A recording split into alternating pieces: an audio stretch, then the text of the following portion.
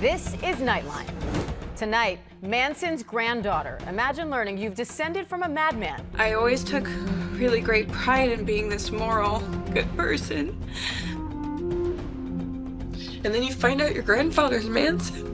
One woman's journey to understand Charles Manson. I'm a convict. I'm an outlaw. I'm a rebel. I'm not a Sunday school teacher. The mastermind behind one of America's most notorious killing sprees. How could my blood do something so atrocious? We follow along as she tries to find out, can evil be inherited? Plus, spotlight on the WNBA. We're always telling people they should pay attention, they should watch us. And now it's like, well, we don't have to do that. We're behind the scenes with one of the hottest rookies, Flau'jae Johnson. I'm ready to make my mark. I want to be a winner. Unpacking some of the league's controversies. The fist in the throat is crazy. It's crazy. And LeBron's surprise announcement, what we're learning tonight about the NBA high scorer's new home. From ABC News headquarters in New York, this is Nightline. Good evening. Thank you for joining us. I'm Diane Macedo. Imagine your father takes an ancestry DNA test and makes a horrific discovery. Tonight, meet the woman facing the reality of being related to the mastermind of one of the most notorious murder sprees in history. Here's Nightline's Ashan Singh. Those first few days after I found out, I don't think I've ever been that low in my life. I kind of hated myself. I hated him. Sophia Maddox was living in Los Angeles, trying to break through in Hollywood when her father, Daniel Arguelles, got a surprising message on the genealogy site Ancestry in 2022. So this all started because you never knew your dad. Yeah. A half-brother he never knew he had reached out, and what he revealed would change everything. And I was like, oh, brothers, wow. Okay, then you know who your dad is, maybe. Yeah, I know who he is. And who's your dad? You know. Can you say it for me? Charles Manson. Charles Manson was the face of evil for an entire generation. I'm a convict. I'm an outlaw.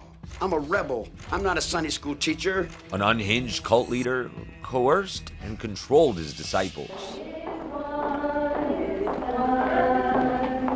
Masterminding one of the most horrific and shocking crimes in history. The two-night killing spree that took the lives of 7 people, including pregnant actress Sharon Tate in 1969. Movie star Sharon Tate and 4 other persons were murdered in her home in Bel Air. The discovery that her grandfather was one of the most notorious criminals in American history shook Sophia to her core. I always took really great pride in being this moral, good person. And then you find out your grandfather's Manson. How did having this conversation with your dad rattle your identity? I knew we were moral and ethical people who would never want to do anything remotely to what Manson had ever done. So I think it was just a really big shock. The journey to learn about her lineage and her infamous grandfather, chronicled in the new Hulu documentary, My Grandfather, Charles Manson. I need to find out, was he born evil or was it something else? Do my dad and I have that in our blood too? Where Sophia grapples with whether evil can be inherited. How could my blood do something so atrocious? How could my blood be the cause of other people's bloodshed? Why devote the past several years of your life into telling this story? I needed to process, I needed to grieve, and I needed to go through the journey. So I just decided to confront it head on now. When you hear what Sophia discovered, it is the most extreme example of a universal thing, which is at some point in your life, you will find out something dark about your genealogy that will force you to rebuild your identity. Sophia and her co-director, Allie Orton, trace Manson's life from his childhood. I submitted my DNA to unlock my grandfather's sealed records. Through his death in prison in 2017. What is it about Charles Manson that seems to have us so captivated? I think that Charles Manson is this strange grab bag of a lot of things we're equally repulsed and attracted to. So he was manipulative. He had all of this sort of harem of women, right? And it was sort of cult or a commune. There were drugs. There were celebrities. The film told through intimate video diaries and even glimpses of her therapy sessions. I just want to do right by the victims and by my grandfather. Along with fiery interviews. I thought, oh my gosh, this person's going to be an apologist for Charles Manson. And recordings from prison of Manson himself. Yeah, I ain't got no family. I got stuck with that tag. The Manson family, the center of the intrigue surrounding the cult leader. The so-called family came together during the late 60s, a period of free love, sex, drugs, and hippies. They lived on a ramshackle ranch outside of Los Angeles. One day at a time. We played a lot of music, we wrote, we did a lot of things, but we lived today. We lived in the day and the now. The group's time there was immortalized on the silver screen, most recently in Quentin Tarantino's Once Upon a Time in Hollywood. Manson claimed his appeal to women was primal. Diane Sawyer interviewed Charles Manson in prison in 1994. And what they really liked about me, you want to really hear it? Yeah. Real good. In the documentary, Sophia seeks to understand the depth of control her grandfather had over so many vulnerable young women. Diane Lake first met Manson when she was just 14 years old. And was totally enamored with him. You know, I mean, here I was loved, embraced. Charlie took me to the bus that night and made love to me like I had never experienced before in my life. I felt truly loved as a woman, you know, and not just a kid being taken advantage of. What was it like being sort of across the table from these people who spent intimate moments with this person that you now call your grandfather? Diane was so lovely. I really felt like a kindred spirit with her. She has been really supportive of me. I was wondering if you could describe the first time you met my grandfather. I just wanted to be like loose and free, and I was just taken with him. Another one of Manson's former followers, Stephanie Schramm, said she was at the ranch the second night of the killing spree. Evidently, I fell asleep, and he went out, and that's the night it happened. The La Biancas. He didn't come back to bed until like dawn. Do you believe he said those things to those people? To go and do that? Yes. For me, the thing that came across is that they were so young. They were teenagers. And I just think that people can make a few wrong turns and end up in a terrible situation. And those girls, I think, were, you know, neither one of them did any of these crimes. They were largely victimized too, right? Charlie, if you look this way, please. The cult leader and 4 others ultimately convicted for their roles in the murders in 1971. Manson would spend the rest of his life behind bars. How did you process the fact that you guys making this project could be deemed as you guys are trying to rewrite one of America's most notorious criminals' sort of legacy? Well, I don't think there's any rewriting, but it's pretty open and shut who participated. So I think it is interesting to lift the veil on people who have become larger than life, whether heroes or villains. In this case, obviously, villains. Sophia, now 26 years old, recently changed her last name to Maddox, the name of her grandfather's mother. Sophia Maddox. Hi, I'm Sophia Maddox.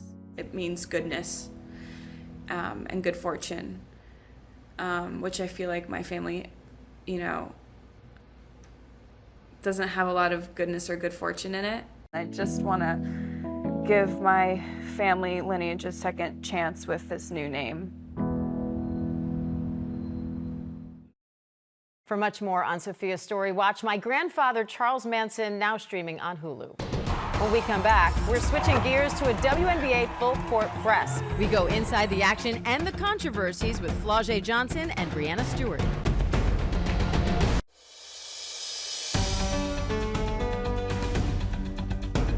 Welcome back. The WNBA has exploded in popularity, packing arenas with nonstop action and lots of controversy. Now players say they have a new contract that finally pays them what they're worth. Here again, Nightline's Ashan Singh.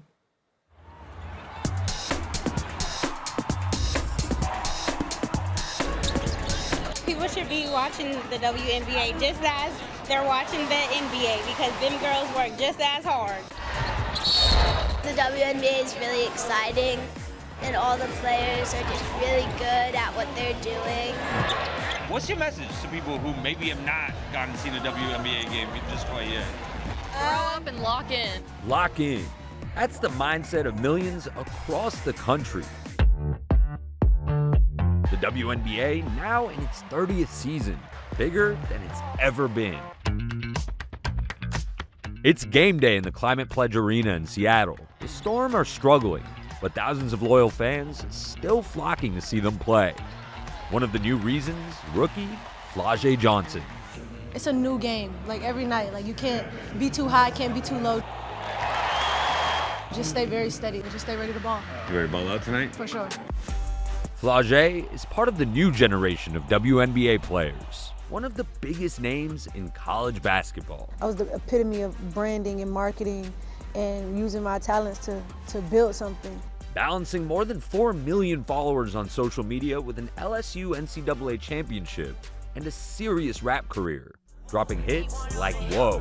Rapper and a baller, baby, it's no other flow. Millionaire straight out of college, baby, I been by my dough. Between basketball and music, were you ever told you need to pick one? Yeah, I was told by a lot of people that I needed to choose, but my mom always told me, like, nah, you're gonna do both. Be different. I'm ready to make my mark. I wanna be a winner. She's part of a league that's winning in ways no one thought possible. We're always like telling people they should pay attention, they should watch us. And now it's like, well, we don't have to do that. From the Tempo's Marina Mabrey tying the single game scoring record of 53 points. Come on, Mabrey, for three. To drama on the court going viral, like the Fever's Sophie Cunningham's finger pointing. Yeah, it get chippy. But that's how you know the competition's heating up, right? It gets heating up, but I'm letting you know I am not one of them, and I get chippy right back. Clark, defended by Hell, lost her footing. But this foul by the Mercury's Alyssa Thomas on the Fever's Caitlin Clark, provoking major controversy. Ooh, the fist in the throat is crazy. It's crazy. We're so concerned about the safety on the court, but time and time again, we're having people threatening our lives. Thomas asking the league to step up. The WNBA commissioner responding with a statement, reading in part, "The league and security team have been in contact with the Phoenix Mercury organization and remain committed to protecting all players." The WNBA has been a very physical league for a very long time. I don't feel like certain players are getting targeted. There's just a lot more people paying attention to it now. With sold-out arenas, explosive merch sales, and a groundbreaking broadcast deal, the league's value jumped up from $3.5 billion in 2025 to well over $5.5 billion in 2026, according to Sportico. The league is bringing in so much more money, and in a fair way, they are now also spending that money on the players. Earlier this year, the players notching a record-breaking 7-year collective bargaining agreement, or CBA, bumping salaries up to 7 figures for the first time, more than 5 times what they made less than a year ago. Rookie salaries quadrupling in the same period. Men's salaries are $277,000, which is more than a max in the previous CBA. Max salaries are like 1.4.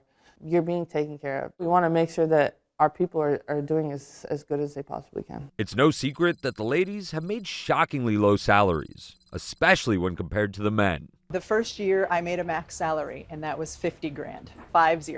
And I was one of the fortunate ones. For so many years, WNBA salaries were compared to NBA salaries, and that was never a fair comparison. The NBA has 50 years head start on the WNBA. How are you? As vice president of the Players Association, Breanna Stewart, the superstar power forward of the New York Liberty, has been a vocal advocate for increasing player pay. How would you describe what y'all achieved with this CBA? Life-changing, transformational for sure. We're valued for our worth at this point. Stewart played a key role through the nearly 18 months of intense negotiations. We would meet in Manhattan at like 10 or 11, and then we wouldn't leave until 2 or 3 a.m. How much did you guys have to meet in the middle? I honestly believe that we won. For the most part, like we got absolutely everything that we wanted. We are in Seattle at my condo. It has a great view. It's very high up. No rookie in the league has had their eye on the new CBA more than Flau'jae. Everybody was like, you could come out your junior year because I had a great year. I'm like, no ma'am. Because they was already in CBA negotiations, so my best bet was to play it safe and wait. And I'm glad I did because now I'm able to reap the benefits my first year. I mean, look at this facility. We don't share this with the men. Like, this is ours. Like, we have state-of-the-art, top-notch everything in here. So it's a blessing. Every day I come here, I'm kind of like, I get to be here. I want to see a rookie get paid $1 million contract. You know what I mean? Like, that's the goal. The new deal also provides a one-time cash payment, recognizing retired players like Sue Wicks. I have this jersey. So it's a championship jersey, and it is from 1998. Sue was one of the original players when the WNBA launched in 1997, to much fanfare. Sue Wicks continues to amaze. The WNBA is a success both in turnout and in TV ratings. But the women still felt like they had a lot to prove. It was like a gift. And not only was it a gift, it felt like an obligation. Like, we had an obligation to make this last. There was a real sisterhood back then, and we wanted that league not only to thrive when we played, but to try and build a foundation that it would exist forever. So I've been an oyster farmer for about 10 years now. This is the farm. They're all in floating cages. Wicks left the WNBA in 2002, finding a new passion, oyster farming, on her native Long Island. Out here, it's just me and the oysters. And I think I always want to do my best. I don't know why. So I think that's from basketball as well. My father was a fisherman, his father, my great-grandfather, all of them fishermen. So to be close to the water again is a dream come true for me. Being a female basketball player was not about money. Being an oyster farmer is not about money, but I feel very rich having been part of the WNBA. Wicks is still connected to the Liberty, cheering from the sidelines, reflecting on how far the league has come. The only thing you can hope for is the next generation still maintains the feeling of this is ours, this is amazing, and we're going to keep it healthy and thriving for the next generation to take it to the next place. Our thanks to Ashen, and you can watch the WNBA All-Star Game tomorrow night at 8:30 Eastern Time right here on ABC. And when we come back, LeBron James is making his next move internet official, where the four-time NBA champion will bring shots like this. Oh, LeBron James!